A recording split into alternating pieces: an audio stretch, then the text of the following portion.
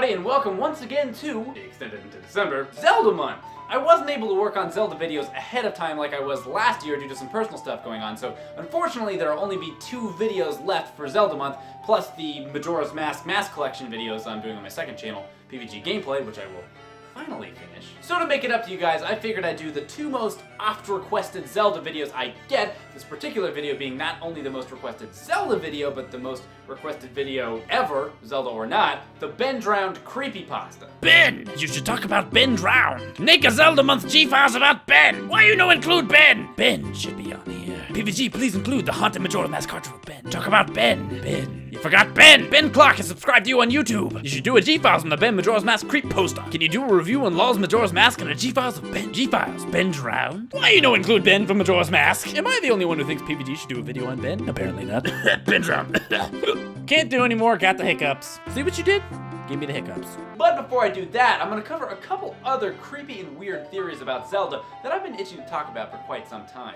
In Ocarina of Time, once you collect all 3 spiritual stones and take the Master Sword, Ganondorf really messes Hyrule Castletown up. Even before you go forward in time, you can find a dying soldier in the back alley who was attacked by his men. He talks to you for a bit and then he dies. But the happy music is still playing, so who cares, I guess. Hey, this soldier is dead. Oh, what a happy day. Hey, this soldier is dead. I just watched him die. Come on, everybody! But probably the creepiest thing left after the battle is the Ghost Hunter. Not only does he look creepy, he sells ghosts for a living, he can read your mind, and he also says this.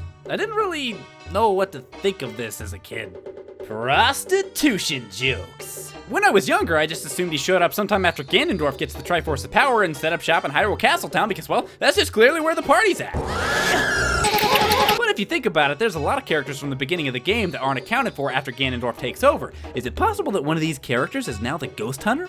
Like the medicine shop guy.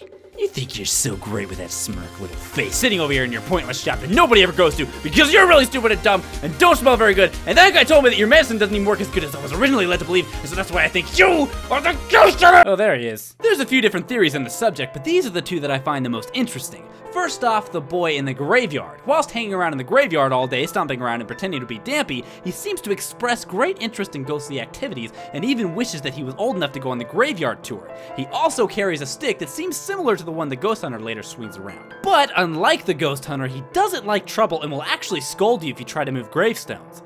Oh, you'll tell Dampy, huh? I'll tell Dampy about your face! Got him. To find who I think is the most likely candidate, you don't have to go very far. There's a Hyrulean soldier that stands in the exact place that the Ghost Hunter stands 7 years later. This soldier, in very similar fashion to the Ghost Hunter, seems to enjoy trouble and disorder. The Triforce symbol, both on the Hunter himself and crudely drawn on the wall for some reason, also suggests he has a connection to the royal family, which the guard, being a Hyrulean soldier, would have. Triforce.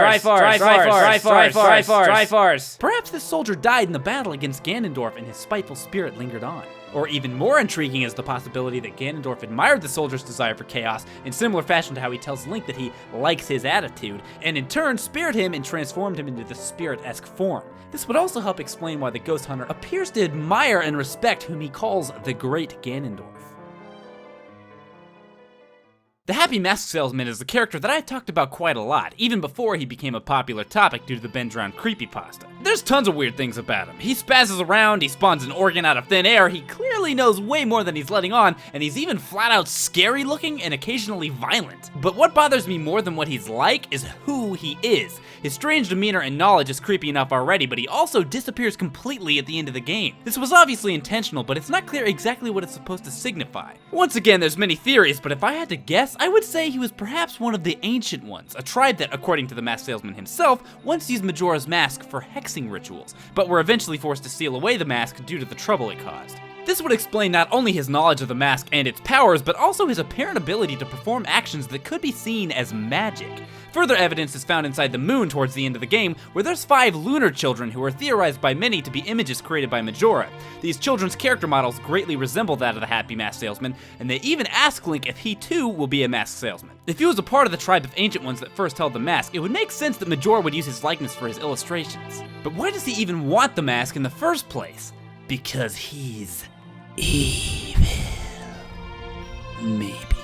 But other than his suspicious behavior and possibly one line where he appears to be almost disappointed that the mask lost its power, the game doesn't really offer too much solid evidence to support it. But the Majora's Mask manga, albeit non-canon, does. Here you can see a bit of a sinister side from Mr. HMS, and also a line where he states that if he gets the mask, he'll have no further business in this world. And towards the end, Link, under the influence of the Fierce Deity's mask, takes a swing at the salesman and calls him a troublemaker.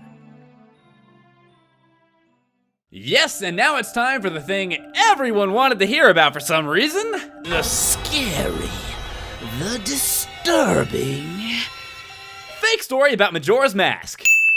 Okay, no, seriously. Ben Drowned is a well-written and very cleverly implemented story which used not just writing but incredibly well-crafted videos along with it. Something very avant-garde for creepypastas, I would say. I mean, the Herobrine myth is pretty fun, but come on, is this really the only visual stimulation they could come up with? Funny how everyone who just so happens to run into a mythical creature's best on-hand camera equipment is something that's more akin to a ColecoVision controller than a halfway decent cell phone. With Ben Drowned, you get nothing like that. You get multiple video representations of the events that take place in the story in halfway decent quality. Now, I'm not gonna bother retelling the entire story, there's plenty of other videos you can watch that have done that already, but I will give a very brief synopsis for those who still had no idea what I'm talking about and are still watching for some reason. Ben Drowned is a creepypasta written by Jaducible about a guy who bought a sketchy copy of Majora's Mask from some creepy old guy. As luck would have it, his newfound game is not just sketchy, but haunted by a powerful spirit known as Ben. A bunch of creepy things start happening in the game, many of which I've been showing on the screen, yada yada yada, and maybe Ben Drowned or something once, I don't know. But long story even shorter, like I've already mentioned, the story is just that, the story. While you could argue that the theories of the Ghost Hunter and Happy Mask Salesman are also unproven, there are at least evidence that backs them up. The Ben Drowned creepypasta is just a story made up by a fan of the game with no real evidence, other than some well-made but fake manipulated clips from the game. And in spirit of the story, I actually created a file named Ben on my own copy of Majora's Mask, and what do you know? Nothing happened. So that just goes to show you, same with Herobrine and Minecraft, you can't always believe what you read on the internet.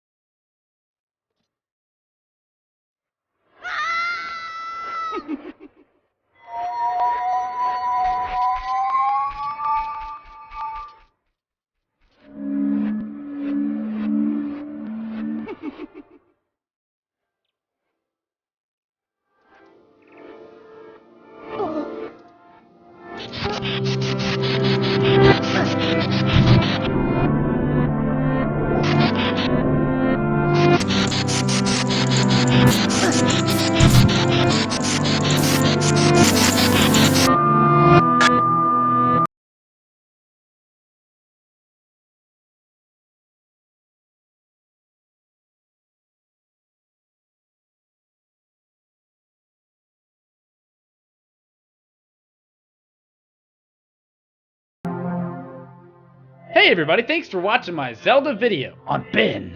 If you liked it, why don't you go on with your life and not hit a button? Because who really needs to click buttons? You know, nobody.